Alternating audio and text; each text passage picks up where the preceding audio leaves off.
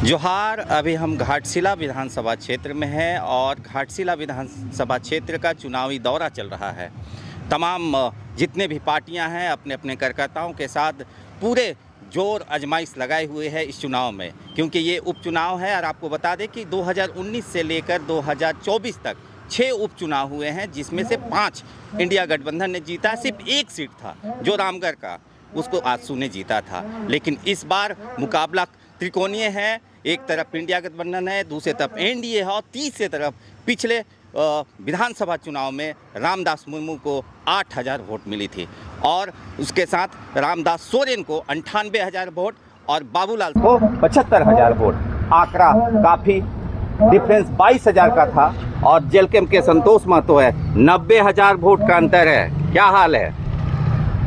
सब बढ़िया है। और जो मार्जिन की आप बात कर रहे हैं, ये जो मैथमेटिकल कैलकुलेशन है, जब जनता का प्यार नेता को मिलने लगता है ना, तो जातीय समीकरण, धार्मिक समीकरण, क्षेत्रीय समीकरण सब खत्म हो जाता है। सबसे ऊपर जनता का प्यार है।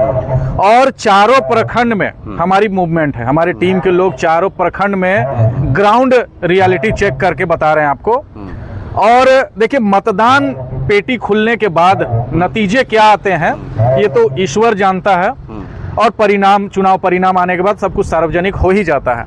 लेकिन जो अभी ग्राउंड रियलिटी है, एकदम निष्पक्ष मैं बताना चाहता हूं कि चाहूं और पूरे घाटशिला विधानसभा में अगर बतौर प्रत्याशी, बतौर कंटेस्टेंट अगर नंबर 1 में है तो हमारा प्रत्याशी जेल कैंप का प्रत्याशी रामदास मुर्मू है। नहीं ना, सब तो यही बोलता है कि मेरा प्रत्याशी नंबर 1 पे है। और आपने सही बोला है कि लोकतंत्र में जनता ही मालिक है। लेकिन जो समीकरण है, जो मूवमेंट है, जो इशारा दिखा रहा है, 2 दिन के बाद जो चुनाव जब थम जाएगा, 11 को वोटिंग है, 14 को रिजल्ट है। जनता का इशारा ही न मानेंगे आप? हाँ, बिल्कुल। आपका इशारा, हमारा इशारा तो कहीं ना कहीं झुकाव के तरफ होता ही है। लेकिन सबसे सर्वोपरि जनता है। हम लोग गाँवों में जा रहे हैं। मैं क्या बताऊं, हम लोग कोयलांचल क्षेत्र से आते हैं और बिल्कुल भौगोलिक परिस्थिति की बात करें, सामाजिक परिस्थिति की बात करें, तो ये जो क्षेत्र है वो बिल्कुल अलग हो जाता है। लेकिन जो संवेदनाओं की बात है, जो मुद्दों की बात है, वो मुद्दे सब जगह एक हैं। पूरे गांव में हम लोग जा रहे हैं, महिलाएं दिख रही हैं, बच्चे दिख रहे हैं, बुजुर्ग दिख रहे हैं। लेकिन जो युवा हैं, पूरे घाटशिला में युवा अगर ग्रामीण क्षेत्रों में देखेंगे तो नदारत हैं। वो युवा गए कहाँ? सारे युवा पलायन कर गए हैं, पलायन कर गए हैं। हम ऐसे ऐसे गांवों में जा रहे हैं, ऐसे ऐसे क्षेत्रों में जा रहे हैं जहां लोगों को ये लगता है कि शिक्षा हासिल करने के लिए भी यहाँ से जमशेदपुर जाना पड़ रहा है, इलाज कराने के लिए भी यहाँ से जमशेदपुर जाना पड़ रहा है, रांची जाना पड़ रहा है, बेल्लोर जाना पड़ रहा है। पूरे घाटशिला में अगर जो मुख्य मुद्दे हैं, शिक्षा की बात करें, स्वास्थ्य सुविधाओं की बात करें, रोजगार की बात करें, स्वरोजगार की बात करें, पलायन की बात करें, तो जो अमूमन पूरे झारखंड की स्थिति है उससे काफी बदतर स्थिति घाटशिला की है। हम लोग इस बात को स्वीकार कर रहे हैं। हमारे चुनावी सभाओं में भी टाइगर जयराम महतो इस बात का स्पष्ट संदेश दे रहे हैं कि चुनाव परिणाम से हमें कोई लेना देना नहीं है। हार जीत ये चुनाव में होता है। लोकतंत्र में यही खूबसूरती है कि कभी बहुत सारे कद्दावर नेता हार जाते हैं, कभी नौसिखिया जीत जाते हैं, कभी योग्य लोग हार जाते हैं, अयोग्य लोग जीत जाते हैं। लोकतंत्र का यही खूबसूरती भी है और यही दुर्भाग्य भी है।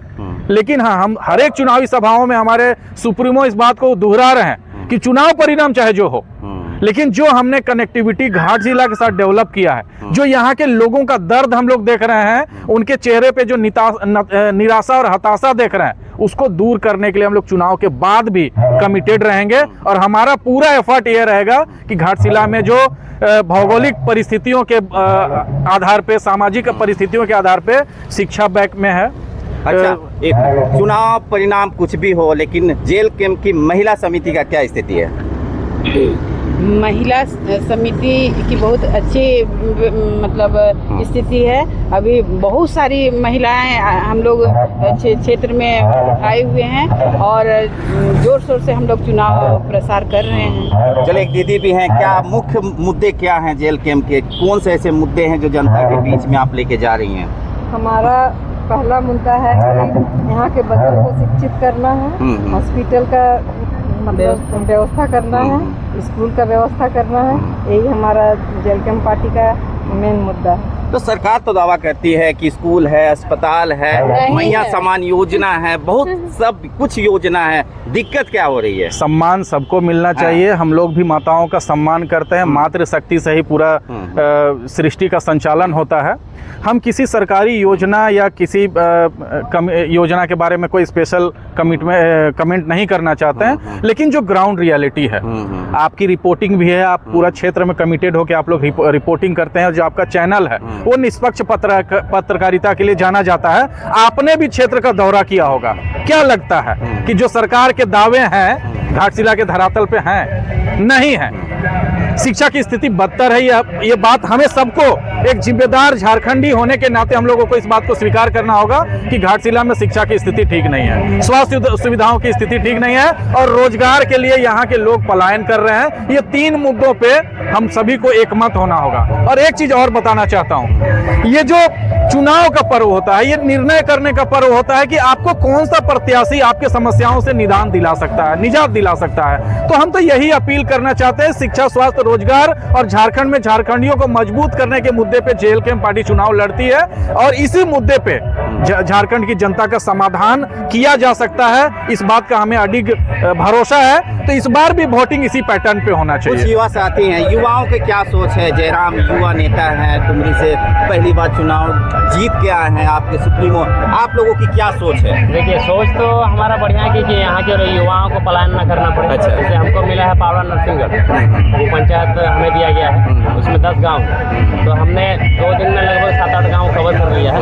तो हम रिस्पॉन्स हमारे पार्टी और हमारे जो प्रत्याशी है उसके प्रति पूरा पॉजिटिव है। लोग बदलाव चाह रहे हैं ताकि यहाँ के युवाओं को पलायन ना करना पड़े। अच्छा, बदलाव चाह रहे हैं, लेकिन संतोष जी, पूरे प्रदेश में पिछले 2-3 महीनों से जो माहौल बना है, कहीं नहीं लगता है कि वोट डाइवर्ट भी हो सकता है? ना, बिल्कुल नहीं, बिल्कुल वोट डाइवर्ट नहीं हो सकता, और ना वोट डाइवर्ट होना चाहिए। अच्छा। एक रिस्पॉन्सिबल झारखंडी होने के नाते हम आप लोगों से भी अपील करते हैं, आम जनता से भी अपील करते हैं कि ये जो उन्माद फैलाया जाता है, प्रोपेगेंडा फैलाया जाता है, ये छलावा है, ये आईवाश है। आपके आंखों पे पट्टी बांध दिया जाता है चुनाव तक। चुनाव के बाद आपको शिक्षा के लिए भटकना है, हमें शिक्षा के लिए भटकना है, रोजगार के लिए आपको भी भटकना है, हमें भी भटकना है। पूरे झारखंड की बदहाली है, और हम लोगों को चुनाव के समय में एकजुट होना होगा, कंधे से कंधे मिलाना होगा। जब आपकी समस्याएं एक है, जब हमारी समस्याएं एक है, तो हमको उसे लड़ने के लिए एकजुट होना होगा। ये सही बात है कि समस्याओं के लिए तो साथ में मिलकर फाइट करना हो, लेकिन इसी घाटशिला विधानसभा में अमित महतो का कहना है कि हम कुर्मियों का वोट नो वोट। मानसिक स्थिति उनकी ठीक नहीं है। अच्छा। मोनोपोली, अच्छा, मोनोपोली को हम लोग स्वीकार नहीं करते हैं। आपका राय, आपका ओपिनियन आप अपने पॉकेट पे रखिए। हम सार्वजनिक और सामाजिक ओपिनियन के आधार पे काम करने वाले लोग हैं। हम लोग सामाजिक विचार, देखिए, आपकी विचार की सीमाएं हो सकती हैं, लेकिन विचारधारा की सीमाएं नहीं हो सकती है। और हम लोग as a political, responsible political party, हम लोग फेयर पॉलिटिक्स करते हैं, इम्पैक्टफुल पॉलिटिक्स करते हैं, हम लोग बदलाव की राजनीति करते हैं। और बदलाव तो यही कहता है कि लोकतंत्र के पर्व में आपको मौका मिलता है चुनावी दंगल के बाद में प्रत्याशी चुनने का, जो आपकी समस्याओं का समाधान कर सके।